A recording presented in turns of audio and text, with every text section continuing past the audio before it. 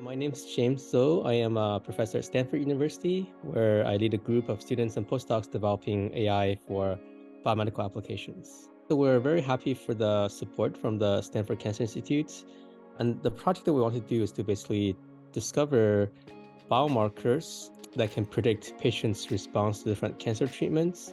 And we're particularly interested in these biomarkers, for example, like these genomic alterations that have sort of differences between men and women, right? So for example, some of these mutations might have stronger effects in predicting patient responses in women compared to men. So then we want to characterize those mutations.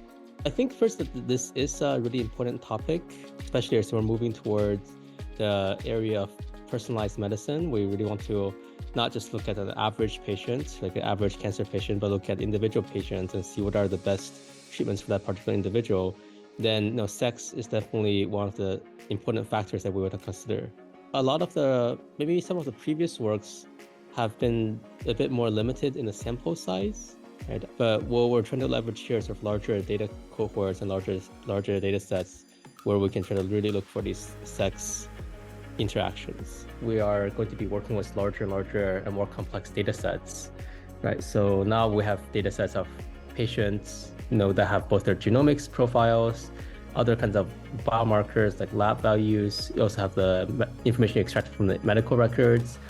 And we'll also be starting working with different imaging data, right? And I think as the data becomes very rich and very complex, that's where machine learning and AI can become really helpful in helping us to interpret this kind of data. I think oncology is already seeing a lot of applications of AI. For example, in some of the previous work we've done, we've used these large-scale data sets where we have both genomics and EHR information of patients to discover these predictive biomarkers that can, again, be used for helping to recommend treatments for specific individual patients. And then there's also a lot of other exciting works on developing imaging modalities, say, for example, to do cancer diagnosis from mammography, or to do early cancer detection by applying machine learning algorithms on top of liquid biopsy samples. Right? So I think these could be really exciting applications of AI in oncology. We've seen and people have observed some of these sex differences based on hormone receptors, right, which makes sense. But what we really hope to achieve with our studies to do this in a much larger scale, right, in an unbiased way, to look across all the different mutations in these cancer-driving genes and see which of these mutations really have a sex-specific effect in terms of the mutation treatment interactions. Here, we are particularly interested in trying to identify what are so-called these predictive biomarkers, right? So which are, in our case, the mutations, for example, somatic mutations in the patients that can really predict whether this patient is going to respond well to a specific treatment like immunotherapy.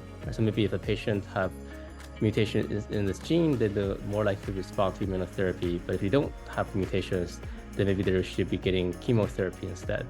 Right, so these are the kinds of mutations that we want to identify because they can be directly used to inform treatment recommendations for the patients.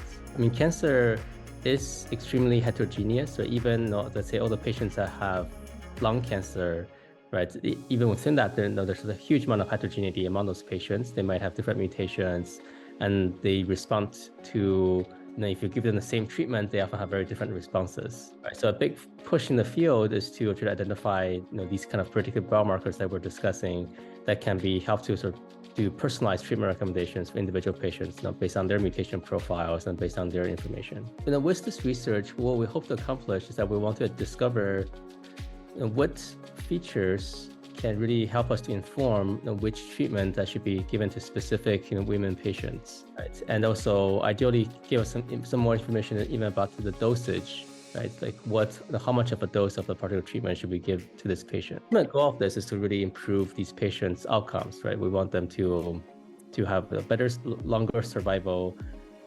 by finding these markers that can help to inform treatments. So I think this is just the start of a lot of different projects that we want to do. I do think that these kind of sex dimorphisms in cancer in particular is a relatively underexplored area.